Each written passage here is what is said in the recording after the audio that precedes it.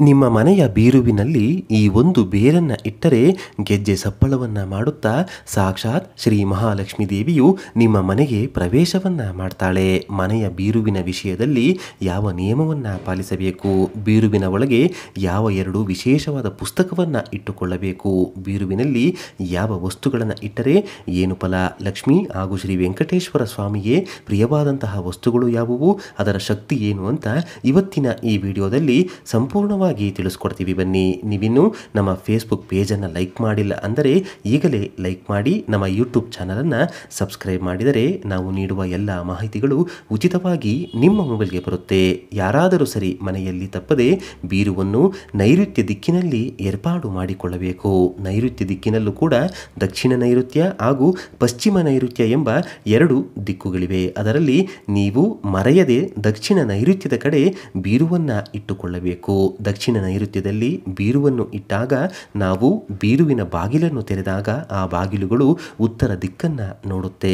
ಉತ್ತರ ದಿಕ್ಕು ಕುಬೇರನ ದಿಕ್ಕು. ಉತ್ತರ ದಿಕ್ಕಿನಲ್ಲಿ ಇರುವಂತಹ ಕುಬೇರ ದೇವನು ನಿಮ್ಮ ಬೀರುವಿಗೆ ಬಂದು ಕೂರ್ತಾನೆ. ಎಷ್ಟೋ ಜನ ಉತ್ತರ ದಿಕ್ಕಿನಲ್ಲಿ ಬೀರುವಿಟ್ಟು ದಕ್ಷಿಣ ದಿಕ್ಕಿಗೆ ಬಾಗಿಲು ತೆರೆಯುವಂತೆ ಇಟ್ಟಿರ್ತಾರೆ. ಅದರ ಬದಲು ಈ ರೀತಿ ದಕ್ಷಿಣಕ್ಕೆ ಸಮೀಪವಾಗಿ ನೈಋತ್ಯ ದಿಕ್ಕಿನಲ್ಲಿ ಬೀರುವನ್ನು ಇಟ್ಟಾಗ ಮನೆಯಲ್ಲಿ ದುಡ್ಡು ಚೆನ್ನಾಗಿ ನಿಲ್ಲುತ್ತೆ. ಬೇಕಾದರೆ ಕೆಲವು ದಿನ ಬೀರುವನ್ನು ಈ ರೀತಿಯಾಗಿ ಇಟ್ಟು ಪರೀಕ್ಷಿಸಿ ನೋಡಬಹುದು. ಹಾಗೆಯೇ ನೀವು ದುಡ್ಡು, ಬಂಗಾರ ಹಾಗೂ ಒಡವೆ ಇಡುವಂತಹ ಜಾಗದಲ್ಲಿ ಯಾವುದೇ ಕಾರಣಕ್ಕೂ ಕೆಂಪು ಬಣ್ಣದ ವಸ್ತ್ರವನ್ನು ಇಡಬಾರದು. ಬದಲಾಗಿ ಬಿಳಿ ಬಣ್ಣದ ಕಾಟನ್ ವಸ್ತ್ರವನ್ನು ಹಾಸಿ ಅದರ ಮೇಲೆ ಹಣ ಹಾಗೂ ಒಡವೆಗಳನ್ನು ಇಟ್ಟುಕೊಳ್ಳಬೇಕು. ಏಕೆಂದರೆ ನವಗ್ರಹಗಳಲ್ಲಿ ಶುಕ್ರನಿಗೆ ಇಷ್ಟವಾದಂತಹ ಬಣ್ಣ ಯಾವುದು?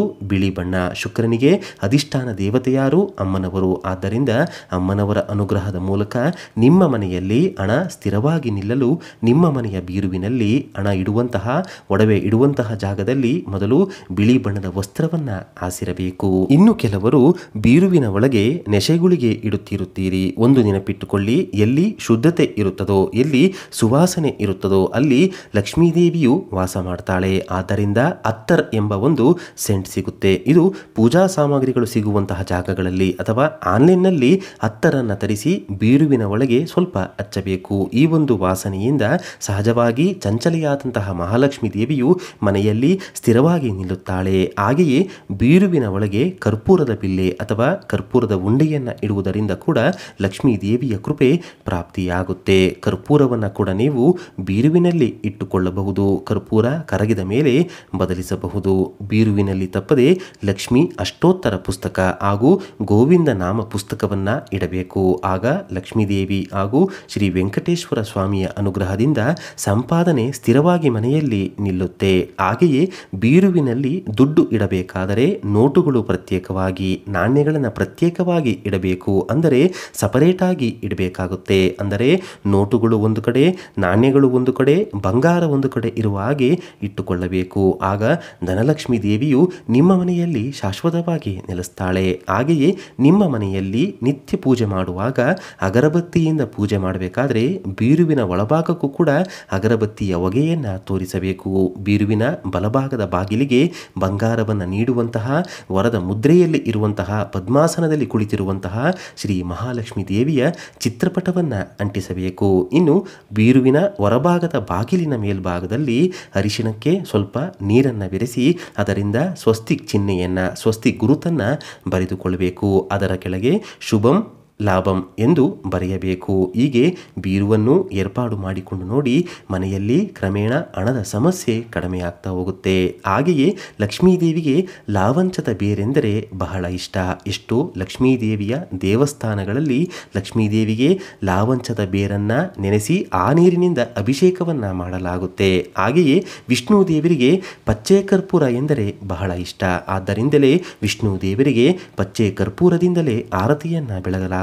ವಿಷ್ಣು ದೇವರಿಗೆ ಇಷ್ಟವಾಗುವಂತಹ ಪಚ್ಚೆ ಕರ್ಪೂರವನ್ನು ಹಾಗೂ ಲಕ್ಷ್ಮೀದೇವಿಗೆ ಎಷ್ಟು ಪ್ರೀತಿಯ ವಸ್ತುವಾದಂತಹ ಲಾವಂಚದ ಬೇರು ಈ ಎರಡನ್ನ ಕೂಡ ಒಂದು ಬೆಳ್ಳಿ ತಟ್ಟೆಯಲ್ಲಿ ಅಥವಾ ಪಾತ್ರೆಯಲ್ಲಿ, ಸಾಧ್ಯವಾಗದಿದ್ದರೆ ಒಂದು ತಾಮ್ರದ ತಟ್ಟೆ ಅಥವಾ ಬಟ್ಟಲಿನಲ್ಲಿ ಇಟ್ಟು ನಿಮ್ಮ ಬೀರುವಿನಲ್ಲಿ ಒಳಗೆ ದುಡ್ಡು ಇಡುವಂತಹ ಜಾಗದಲ್ಲಿ ಏರ್ಪಾಡು ಮಾಡಿಕೊಳ್ಳಬೇಕು.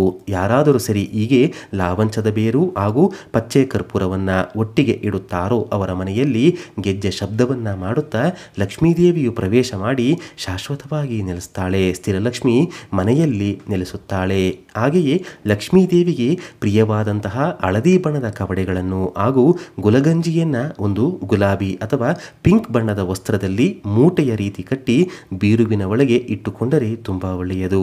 ಲಕ್ಷ್ಮಿಯ ಅಂಶ ಮನೆಯಲ್ಲಿ ನೆಲೆಸಿ ಯಾರಿಗೆ ಹಣಕಾಸಿನ ಸಮಸ್ಯೆ ವಿಪರೀತವಾಗಿರುತ್ತೆ, ಎಷ್ಟೇ ಸಂಪಾದನೆ ಮಾಡಿದರೂ ಹಣ ಕೈನಲ್ಲಿ ನಿಲ್ಲೋದಿಲ್ಲ, ಒಂದಾದರ ಮೇಲೊಂದು ಕಷ್ಟಗಳು ಬಂದು ಹಣ ನೀರಿನಂತೆ ಖರ್ಚಾಗುತ್ತೋ ಅವರಿಗೆ ಈ ಹಣದ ಎಲ್ಲ ಸಮಸ್ಯೆಗಳು ಕಳೆದು ದುಡ್ಡು ಚೆನ್ನಾಗಿ ಕೈನಲ್ಲಿ ನಿಲ್ತಾ ಹೋಗುತ್ತೆ. ಮನೆಯ ಹಾಗೂ ನಿಮ್ಮ ಜೀವನದ ಎಲ್ಲ ಹಣಕಾಸಿನ ಸಮಸ್ಯೆಗಳು ಕ್ರಮೇಣ ಕಡಿಮೆ ಆಗ್ತಾ ಹೋಗುತ್ತೆ. ಮನೆಯ ಏಳಿಗೆ ಅನ್ನೋದು ಕೂಡ ಆಗ್ತಾ ಹೋಗುತ್ತೆ. ಇಂತಹ ಬೀರುವಿನ ಬಗೆಗಿನ ಈ ಒಂದು ವಿಶೇಷವಾದ ಮಾಹಿತಿ ನಿಮ್ಗೆ ಇಷ್ಟ ಆದರೆ ತಪ್ಪದೇ ಜೈ ಮಹಾಲಕ್ಷ್ಮೀ ದೇವಿ ಅಂತ ಬರೆದು ಈ ವಿಡಿಯೋನ ಪ್ರತಿಯೊಬ್ಬರಿಗೂ ಕೂಡ ಶೇರ್ ಮಾಡಿ. ಮುಂದಿನ ಬಾರಿ ಇಂಥದ್ದೇ ಮತ್ತೊಂದು ವಿಶೇಷ ದೈವ ಮಾಹಿತಿಯೊಂದಿಗೆ ನಮ್ಮ ದೇಗುಲ ದರ್ಶನ ಕರ್ನಾಟಕ ಚಾನಲ್ ಮುಖಾಂತರ ಭೇಟಿಯಾಗೋಣ. ಧನ್ಯವಾದ ಸ್ನೇಹಿತರೆ.